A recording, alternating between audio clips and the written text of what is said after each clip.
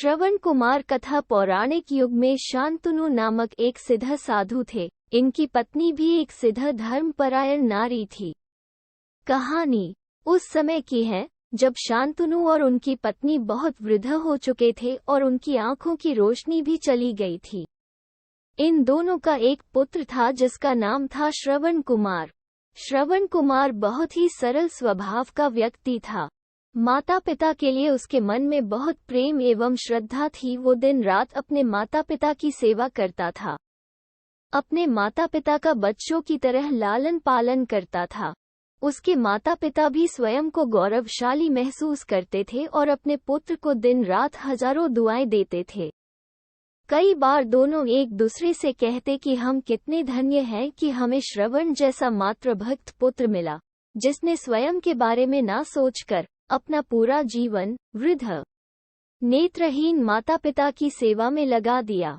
इसकी जगह कोई अन्य होता तो विवाह के बाद केवल स्वयं का हित सोचता और बूढ़े नेत्रहीन माता पिता को कहीं छोड़ आता और खुशी से अपना जीवन व्यापन करता। जब ये बात श्रवण ने सुनी तो उसने माता पिता से कहा कि मैं कुछ भी भिन्न नहीं कर रहा हूँ, यह मेरा कर्तव्य है। जब मैं छोटा था तब आपने मुझे इससे भी ज्यादा अच्छा जीवन दिया और अब मुझे ये सौभाग्य प्राप्त हुआ है कि मैं आपकी सेवा करूं। आप दोनों जो भी इच्छा रखते हैं मुझसे कहे, मैं उन्हें अवश्य पूरा करूंगा। तब शांतनु और उसकी पत्नी कहते हैं, पुत्र श्रवण, हम दोनों की आयु बहुत हो चुकी है, अब जीवन का कोई भरोसा नहीं है। किसी भी समय हमारी आंखें बंद हो सकती है। ऐसे में हमारी एकमात्र इच्छा है, हम तीर्थ यात्रा करना चाहते हैं। क्या तुम हमारी यह इच्छा पूरी कर सकते हो? श्रवण कुमार अपने माता पिता के चरणों को पकड़कर अत्यंत प्रसन्नता के साथ कहता है, हाँ पिताश्री, ये तो मेरे लिए परम सौभाग्य की बात होगी कि मैं आप दोनों की इच्छा पूरी करूं। श्रवण अपने माता पिता को तीर्थ करवाने हेतु एक कावड़ तैयार करता है, जिसमें एक तरफ शांतनु एवं दूसरी तरफ उनकी पत्नी बैठती है और कावड़ के डंडे को अपने कंधे पर लाद कर यात्रा शुरू करता है। उसके हृदय में माता पिता के प्रति इतना स्नेह है कि उसे उस कावड़ का लेश मात्र भी भार नहीं लगता। अपने पुत्र के इस कार्य से माता पिता का मन प्रसन्नता से भर उठता है और वे पूरे रास्ते अपने पुत्र श्रवण को दुआएं देते चलते हैं। तीर्थ करते समय जब वे तीनों अयोध्या नगरी पहुंचते हैं, तब माता पिता श्रवण से कहते हैं कि उन्हें प्यास लगी है। श्रवण कावड़ को जंगल में रखकर हाथ में पत्तों का पात्र बनाकर सरयू नदी से जल लेने जाता है। उसी समय उस वन में अयोध्या के राजा दशरथ आखेट पर निकले थे और उस घने वन में वो हिरण को शिकार बनाने के लिए उसके पीछा कर रहे थे। तभी उन्हें घने जंगल में झाड़ियों के पार सरयू नदी से पानी के हलचल की आवाज आती है।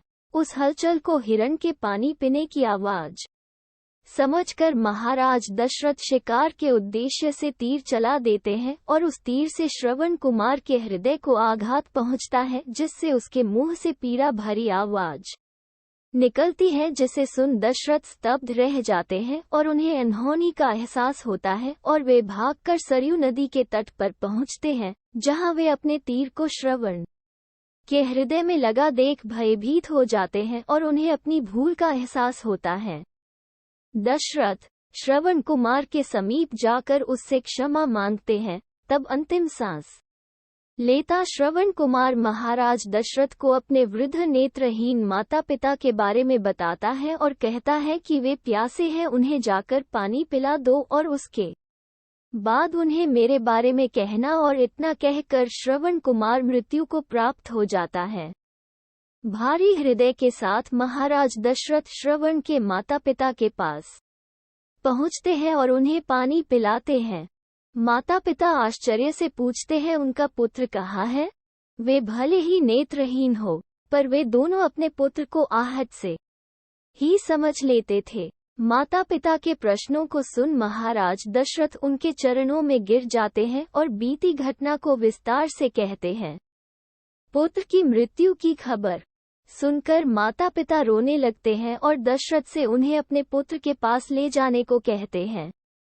महाराज दशरथ कावड़ उठाकर दोनों माता पिता को श्रवण के शरीर के पास ले जाते हैं। माता पिता बहुत जोर जोर से विलाप करने लगते हैं। उनके विलाप को देख महाराज दशरथ को अत्यंत ग्लानि का आभास होता है और वे अपनी करनी की क्षमा याचना करते हैं, लेकिन दुखी पिता शांतनु महाराज दशरथ को श्राप देते हैं कि जिस तरह मैं शांतनु पुत्र वियोग में मरूंगा, उसी प्रकार तुम भी पुत्र वियोग में मरोगे। इतना कहकर दोनों माता पिता अपने शरीर को त्याग मृत्यु को प्राप्त हो जाते हैं। महाराज दशरथ श्राप मिलने से अत्यंत व्याकुल हो जाते हैं और कई वर्षों बाद जब उनके पुत्र राम का राज्य अभिषेक होता है, तब माता कैकेयी के वचन के कारण राम, सीता और लक्ष्मण को 14 वर्षों का वनवास स्वीकार करना पड़ता है और इस तरह महाराज दशरथ की मृत्यु भी पुत्र वियोग में होती है।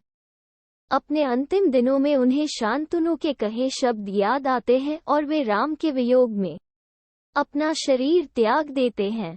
कहानी की शिक्षा। हमें ये कहानी यही शिक्षा देती है कि बिना लक्ष्य को देखे उसे भेदना कई बार आपको गलती का पात्र बना देता है और आप ना चाहते हुए भी दूसरों के दुहक का कारण बन जाते हैं। ये थी श्रवण कुमार की कहानी। अपनी माता पिता भक्ति के कारण ही श्रवण कुमार पुराणों में जीवित हैं। श्रवण कुमार सदैव अपनी मातृभक्ति के लिए जाने जाते हैं।